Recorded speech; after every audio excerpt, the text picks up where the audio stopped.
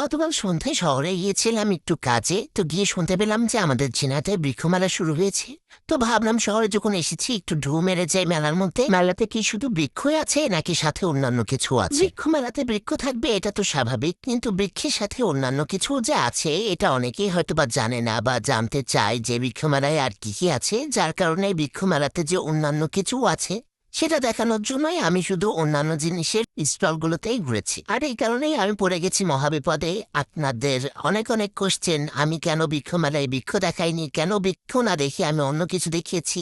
আরে ভাই, বৃক্ষ তো আছেই, বৃক্ষ মেলায় তো বৃক্ষ আছেই, বৃক্ষ বাদে কি কি আছে সেটা দেখেন। আর এই বৃক্ষ মেলায় বৃক্ষ বাদে অনেক কিছু থাকলেও আমার হাতের একটা চুড়ি আমি কোথাও খুঁজে পাইনি। অনেকগুলো স্টোন খুঁজেও আমি আমার হাতের মাপের চুড়ি আমি পাইনি, যার কারণে আমি চুড়িগুলো শুধু দু চোখ মেলে তাকিয়ে তাকিয়ে দেখে আমি দুঃখ ভরাক্রান্ত মন নিয়ে বাসায় ফিরে এসেছি। চুড়ি খুঁজতে খুঁজতে চোখ পড়ে গেল এই ব্যাসলেটগুলোর দিকে, আর ব্যাসলেটগুলো ছিল জাস্ট ওয়াও।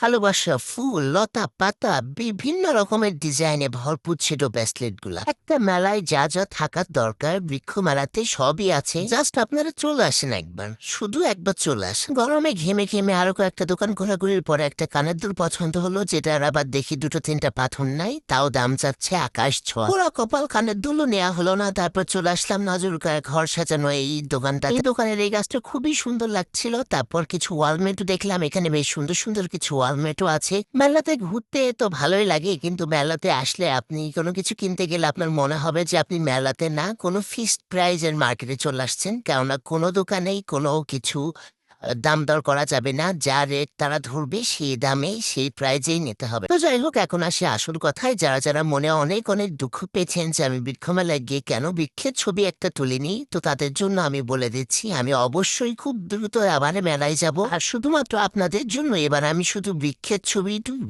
আমি কিন্তু বৃক্ষের ছবি তুলতে না পারলেও বৃক্ষের একটু ভিডিও করেছি। আমার ছেলে যে বাবুল স্নেক খেলছে তার পেছনেই দেখেন সারি সারি গাছ আছে, আপনারা একটু কষ্ট করে দেখে নেন। আর আমি তো বলেছি আপনাদের জন্য আমি ভালো করে সুন্দর করে আবার বৃক্ষের ছবি তুলে নেশে দেখাবো। আর আপনারা অনেকেই বলছেন এটা গোরস্থানের সামনের মেলা নাকি লাইব্রেরির পেছনের মেলা নাকি। না, এটার লোকেশনটা আমি আপনাদেরকে সুন্দরভাবে বুঝিয়ে দিচ্ছি।